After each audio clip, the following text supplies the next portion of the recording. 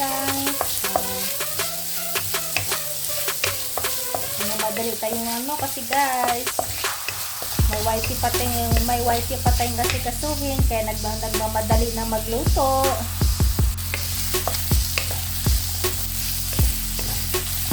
So I got here garlic, onions, bell pepper, and ginger guys, para medyo alam lang siya ng ating chicken.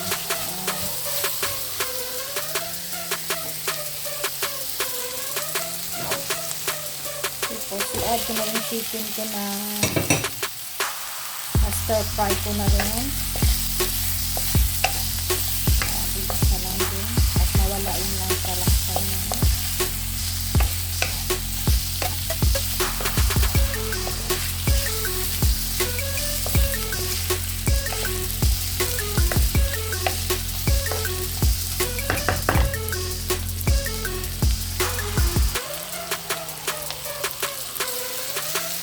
I-add ko yung little seasoning guys para may lasa lang at yung something black pepper. Yan. Para may lasa lang kasi.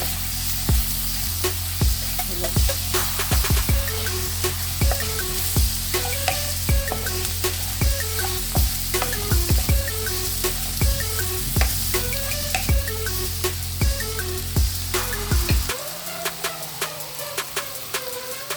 Takpan konti guys. Balikan natin after 2 minutes lang. 1 minute lang.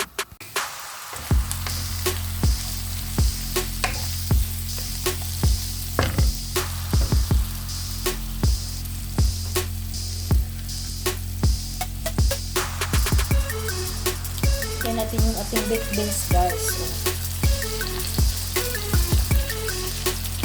Kasi ang tagal ko ng nakaluto ng ganito guys ba, may baked beans.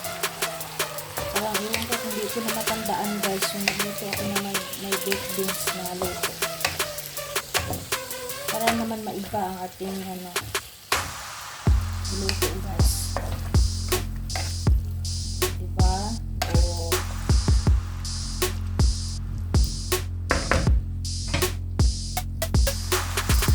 saluin lang guys kasi naan lang yung apoy para hindi masunog ang ating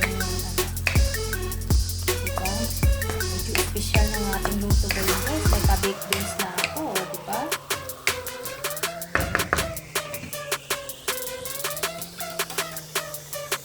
Pagdagan ko lang siya ng kunting tubig guys. Kunting tubig lang. Yan.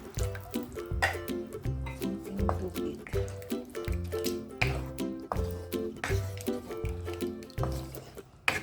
Diba?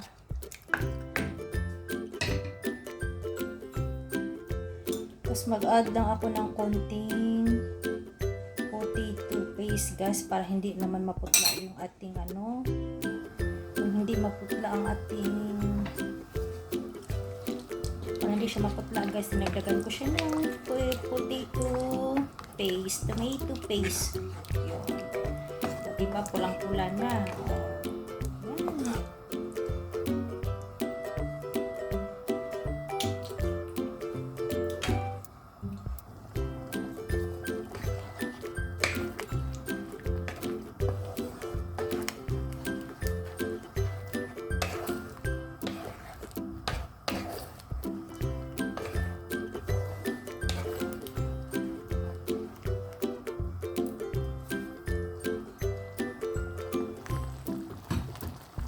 Add lang tayo ng konting asin guys.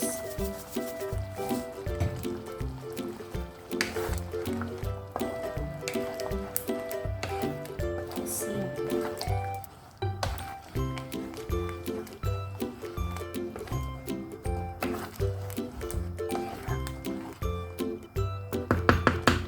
Malapot naman. So creamy yan guys ang ating baked beans. So, add lang natin yung konting seasoning natin, guys.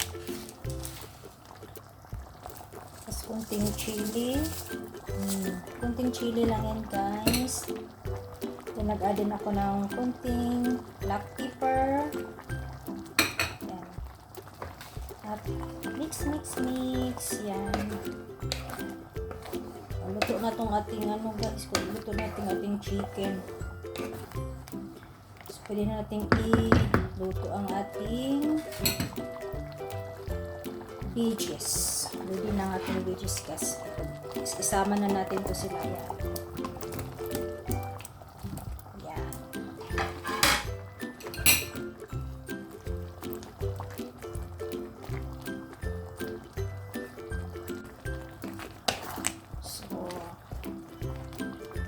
Takpan na natin ng mga about 2 minutes guys at ready na itong ating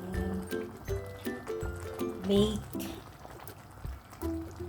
chicken. Baked beans with chicken. Ayun.